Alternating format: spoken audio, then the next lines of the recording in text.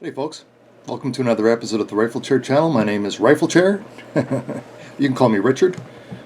I recently just received a long letter. It's about maybe 3.5 pages long. Instead of trying to type a response out on Patreon, I thought I'd just make a video about it. And there may be some synergies in here that you can tap into that you agree with. It's a very good, well-written letter. Some of it was difficult to read, but I'll take a real kick at the cat here. I think some of the viewers may be interested in it. Here we go. I've wondered on more than one occasion about how certain classes of idea seem to be common to all of these far left-leaning or Marxist parties and politicians. It's like they've all been taught to sing out of the same hymn book for a very long time. It's my impression, too, that many of these fall under the heading of everyone should do it because I say so.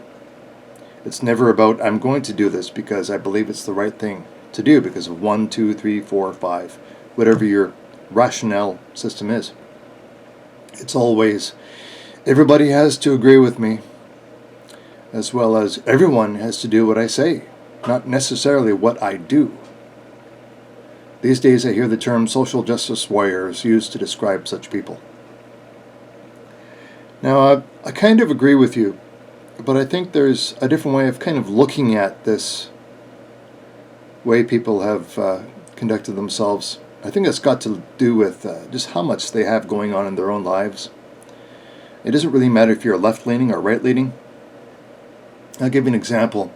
Some time ago, I think it was around 2007, it's about 12 years ago, I think it was April, the Washington Post put out a very interesting article. It was basically a social experiment. And what they did was they put this violin player in a DC transit station, I think it was a subway. And frequently you'll see musicians playing in subways, just the way the acoustics are bouncing off the walls, the sound of the music echoing. Musicians have a tendency to want to use those venues to play. So they set up this musician in the DC transit station. And he played there for about an hour and 45 minutes to 2 hours. And about 2,000 people walked past him. Very, very few people stopped to listen. Now, it turns out that the chap that was playing this violin, his name is, what's his name? Joshua Bell, I think is his name. And he's playing about a $3.5 million Stradivarius violin. He's a world internationally acclaimed virtuoso, and he fills auditoriums. At between $100 a ticket to $250 a ticket. One of the world's best violin players, playing one of the world's rarest violins. And there was maybe a handful of people that stopped, or at least slowed down. Half of them were kids. Now, I got to ask myself, how does our society work where somebody who is playing something at such a high level could be ignored by so many people? It's almost as though we've educated ourselves out of being observant. I don't know. Kids seem to still have it. Anyway, their blinders were on. There was no personal time. They had to get to work. Educated out of maybe curiosity. They got too much stress on their minds. But they just walked past him. Nobody stopped to listen. At the end of the day, he had about $30 that people had dropped in his violin case for 2 hours of playing. The world's best violin player. What the heck's going on there? So here's the thing. He's just another subway musician. I pretty much guarantee you that's what people had going through their heads. He's just another musician. And so what that means is it's kind of like group identity. He falls within that category. And that's how people deal with it. But here's the point is this. People just don't have time. They're working themselves to the bone, trying to meet deadlines. They work in high-stress environments. They're dealing with cutthroat consultants and different government employees, kind of the middle class. They have very complicated lives. They have far too many responsibilities. They don't really even have time for kids and family anymore. That's why frequently you'll see professional people having maybe one kid or no kids at all, because they simply just do not have time for a family life, right? Slave to the grind. A lot of people deal with their own personal stress through drinking excessively or doing drugs. They don't want to think about crime. They don't want to think about the criminal element. They don't want to have to worry about liberty. They don't want to have to think about the climate. They don't want to have to think about gun control. They just want all those problems to go away. And the best way to deal with that is to have an all-powerful government to take care of that problem while they try to just continue on this path of high stress, worrying about the immediate things like putting food on the table. They're too busy to deal with things outside of their day-to-day lives. And so, excuse me here, people get distracted. And because they're so busy, they'll do almost anything to get rid of the distractions and make all those problems disappear. That's where you get governments like the Liberal government of Canada, who make all kinds of promises that they'll fix. And it's very, very attractive for these people to hear a political party say that they're going to take care of the problem, even if they're totally and completely incompetent. Yeah. We don't need to worry. You know, the Liberals will take care of it. They say it's part of their election platform. Elect us and we'll fix it. That's kind of what the Liberals ran their election on. Made all kinds of promises. And when people are stressed, they're easy to manipulate. And what you need to do is add stress. You need to press them. You need to communicate that if you don't vote for them, the oceans are going to rise and all of humanity will be dead in 12 years. Unless we act now. They're master manipulators who feed on your fear. That's how they get votes.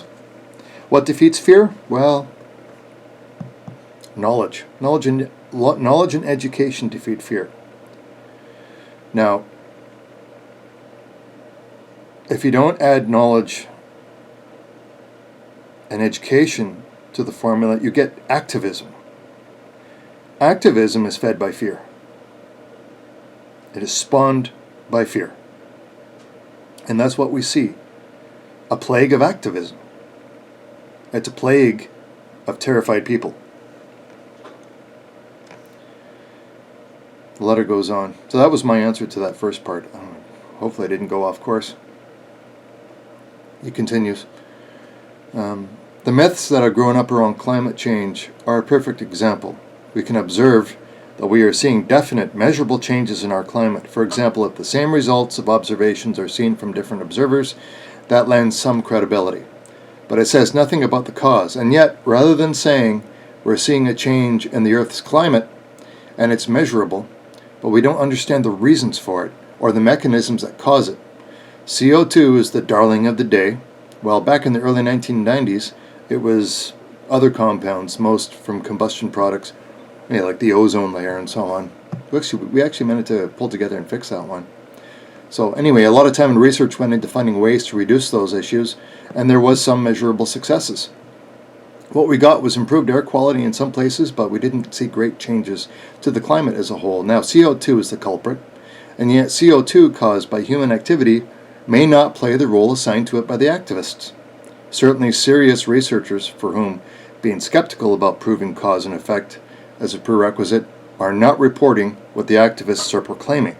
There may be some other mechanism where the change may have not much relationship to human activity. We just don't know enough to make definite statements. And yet, based on cherry-picking the raw data and not listening to any alternate possible causes or explanations or mechanisms, we have a climate emergency. You know, there's some very interesting people that are sounding off on this very subject. Unfortunately, they don't have a lot of those letters behind their names. I think a lot of them do, but two that I'm listening to, because what they have to say is very, very interesting and thought-provoking, right? And you know, they're not reading from the hymn book that you mentioned before. They're coming up with new concepts and ideas that I think that we need to be asking questions about. One of them, his name is Randall Carlson. I think he was on a few Joe Rogan podcasts. Another really interesting guy who looks at kind of history through a different lens. He's totally a historian, but he's mainly a researcher and a writer. His name is Graham Hancock. Kind of exploding history, or exploding what we think we know about the world and the processes that are involved, unpacking them and trying to surgically dissect them to understand them as new information becomes available. Now, they're generally referred to as conspiracy theorists, and that's how people shut you up, because they to invalidate whatever it is that you may have to say, they call you a conspiracy theorist. I'll get you into that later. But they're asking questions like, why is there no record of ancient human beings? Why is that happening? Why has the climate debate been decided? Like, I'm pretty convinced that I have more answers about the climate than I can find answers. So why is the debate concluded, as everybody seems to say? I keep hearing the debate is over, but in my opinion, it hasn't even actually started yet. I haven't had a debate. Have you guys? The debate is over, apparently. That's what I hear. So if I'm asking questions about the climate, does that make me a climate denier? I agree. Climate is changing. But one of the constants, if you actually study history, is that climate changes.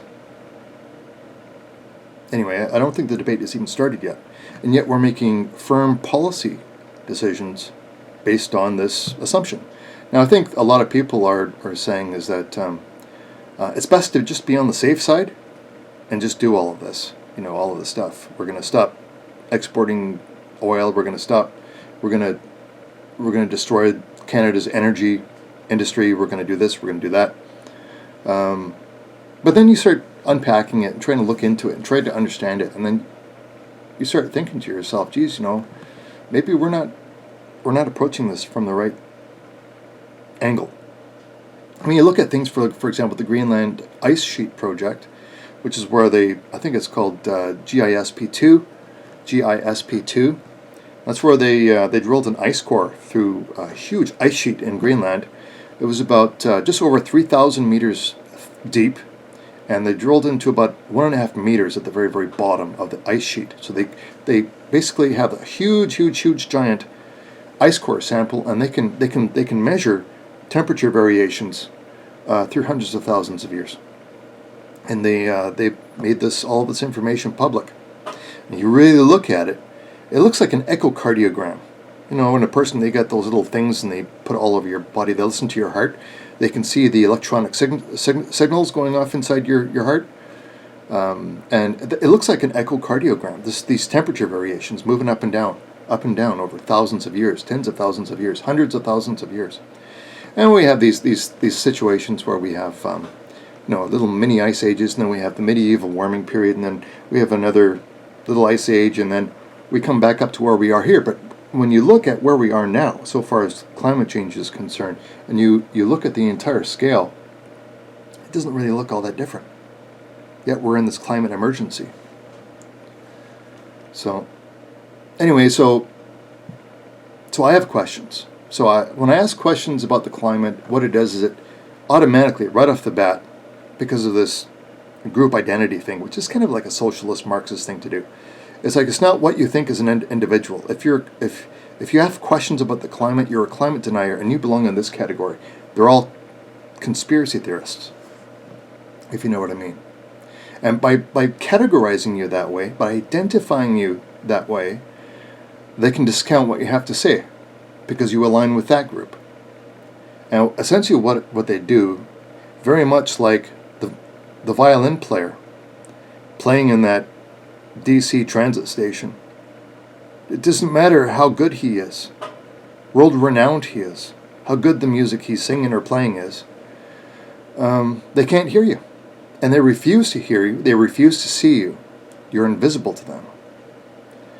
So group identity supersedes individual liberty and free speech. Now, free speech isn't designed to protect popular speech. It's designed to protect unpopular speech. And we need to listen to dissenting views and opinions, or we are destined to make very bad mistakes. So, YouTube has just announced plans to permanently blacklist all videos it deems conspiratorial from its platform. And YouTube said the number of videos affected by the policy change it will amount to roughly 1% of all the videos on their platform. But given that billions of videos in the YouTube's library is still a fairly large or substantial number of videos, I would be surprised if it was only 1%. So I mean, that could be my channel for all I know, because I dare to ask questions. Yeah, it's damn cold. If you ask questions, that means you question the narrative. Now, this has happened before. That none of this is new. It used to be that if you question the narrative, way back in the day, they had the Spanish Inquisition. And if you questioned the word of the Catholic Church, you're burned at the stake. You question the narrative. Those people are dangerous. They have to be silenced. And then they killed you. Okay, that's the way they used to deal with it. Today, it's frowned upon to burn people at the stake. And what they can do is label them conspiracy theorists, racists, Islamophobes, homophobes, whatever, and shut them down, terminate their channels, and terminate their right or access to freedom of speech.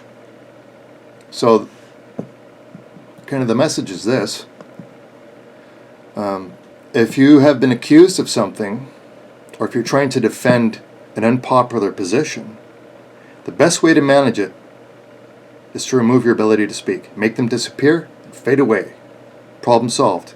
And as soon as they silence you, you got no way to defend yourself. They can talk about you for as long as they want. You're shut down. You can't defend yourself. Or why you may have these ideas or thoughts. Now, climate change, in my opinion, is the only reason the Liberals were reelected. Now, what it means is that you win if you invoke fear and you convince the population you're the only group or party that can deal with it or will deal with it. All the other ones, if you want to affect this kind of change, you have to vote for us. 12 more years to live. Well, there's kids going to school, coming home with severe anxiety, thinking that the planet's going to die in 12 years. It's the same strategy that makes nations go to war. Imminent fear of death. Anyway, what is the common thread from all of them about what to do? Abandon technology. This is the letter here. Don't listen to scientists who disagree. And most importantly, do our own country irreparable economic harm in the process. Well, you have to ask yourself, who stands to benefit from climate change? How can a smart salesman cash in on that fear? Now, I'm not saying that it's wrong. I'm just saying that I have questions about why it's happening. Especially when you look at the GISP2 core sample from that 3-kilometer thick ice sheet in Greenland. It basically says that we're kind of on a normal climate path. You know what I mean? We've been here before thousands of times in the past. It's going to get to a certain extent, it's going to get warmer. It's going to get much warmer than it is now. And then it's going to start coming back down the other way. In fact, there were periods that were much warmer than it is today. There were periods that were much colder than it is today. And that we're only just coming out of an ice age. And that life was miserable during the ice age. We want to reverse and go back. Sounds like I just got an email.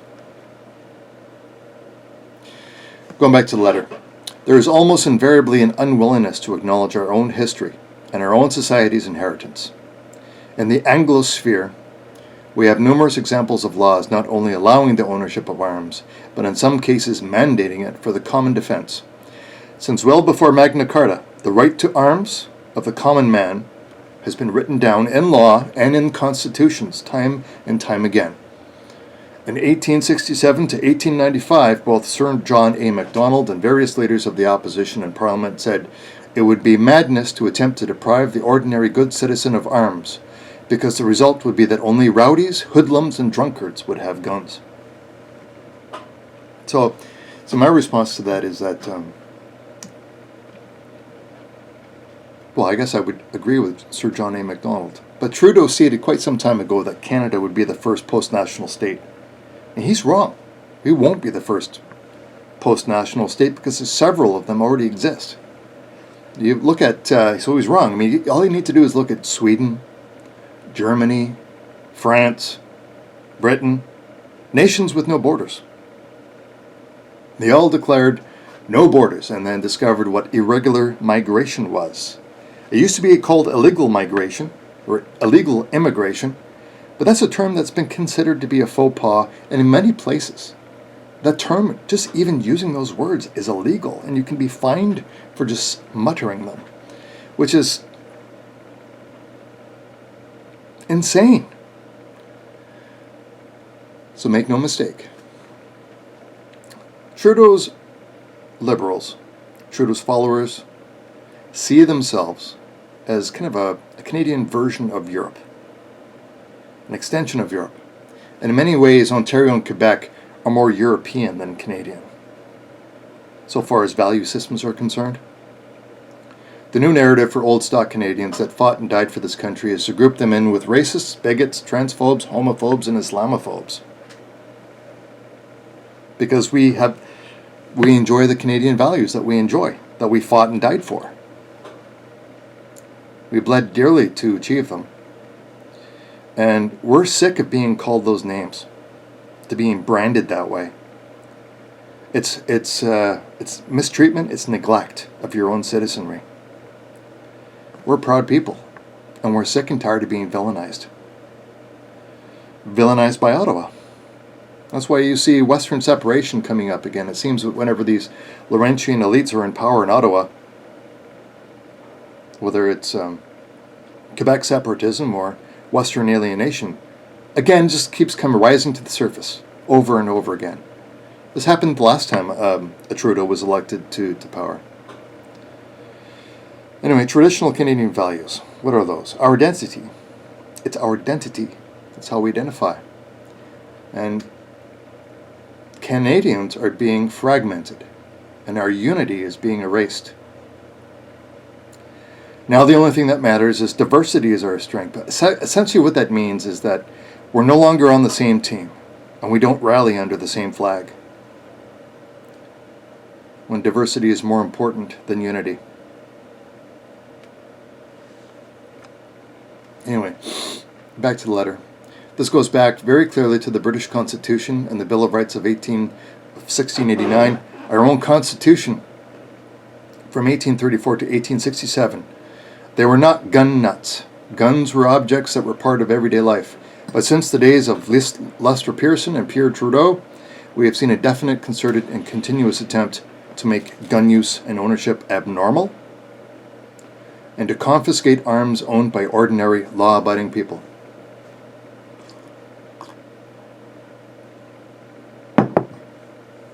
So you have to ask, why is that? What threat do these people pose? They don't pose any threat. I've yet to hear good answers to that, and I've asked many times.